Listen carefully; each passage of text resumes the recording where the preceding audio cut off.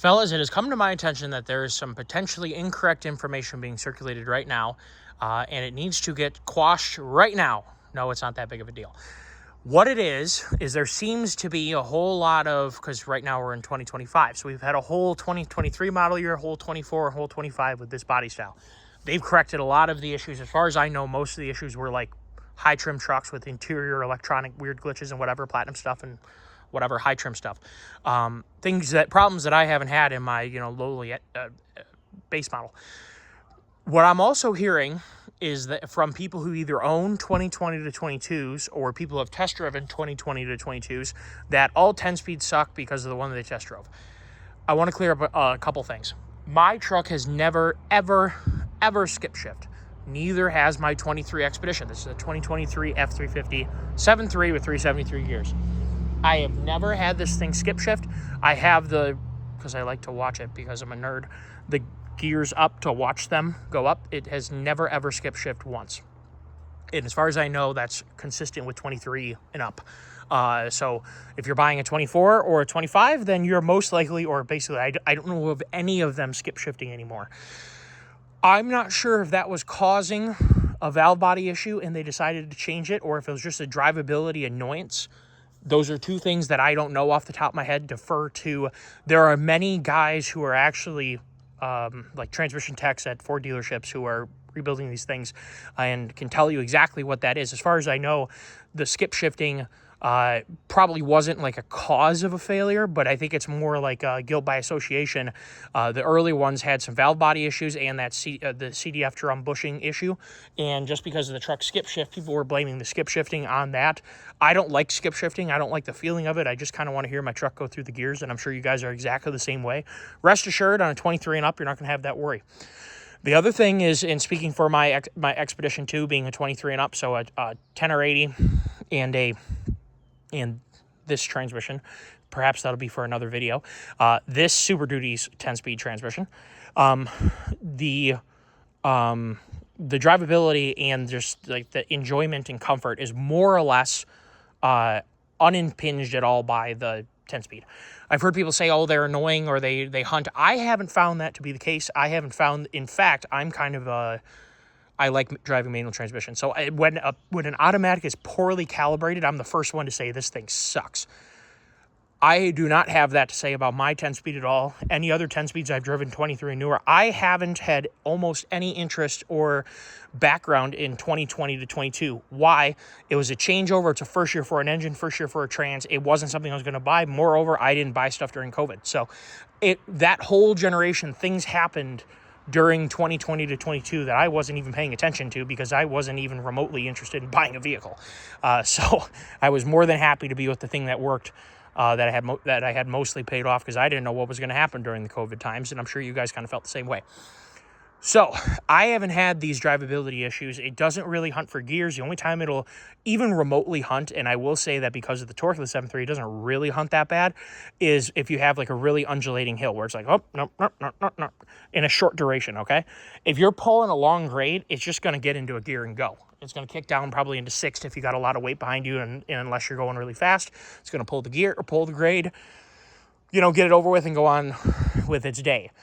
Keep in mind, the reason why we have the 10-speed transmission is not because of it's faster. It's not because of any reason besides fuel economy and passing emissions.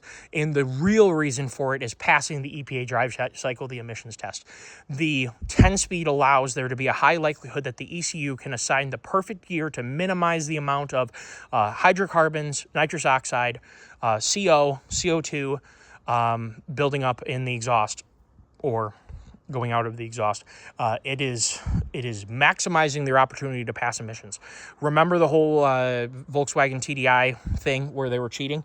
Well, that was not particularly isolated to them. Cummins was doing it, Ford was doing it, and it's why the 17 to 19 Fords like mine, before it had the calibration redone, not by my choice, by the dealership, got phenomenal fuel economy, minimum DEF usage. What it would do was sense when the EPA drive cycle was being tested, and it would change the calibration to best pass that emissions cycle, which of course is kind of defeating the purpose of it, but I don't have a particular interest in that purpose either. So I would prefer if none of that was a thing. The 10-speed was a necessity to give you the power level, to give you the towing capacity that, well, we kind of are locked into this. It always has to get better. Pretty soon, like 2030, we're going to have, 1,000 horsepower OEM diesel trucks, because that's just what's going to happen. It's going to turn into, well, they can't go up, 30 horse every year because we've run out of years to go up 30 horse. So eventually we're just going to keep growing, and we're going to have a point where one of these is rated to tow, like a single wheel is rated to tow like 40,000 pounds. Eventually we're going to get there, because that's just the nature of improvement. They can't just stick with the same thing, which is sometimes frustrating, because when they hit the nail on the head, it seems like OEMs just go ahead and change it, which is wild. Very unfortunate. But the 10-speed is there to pass emissions. I've said all this before in a 10-speed video. That is why it is there. The 10-speed is a ridiculously strong transmission. A lot of records have been set with the 10R80 in Mustangs and F-150s going absolutely mock Jesus.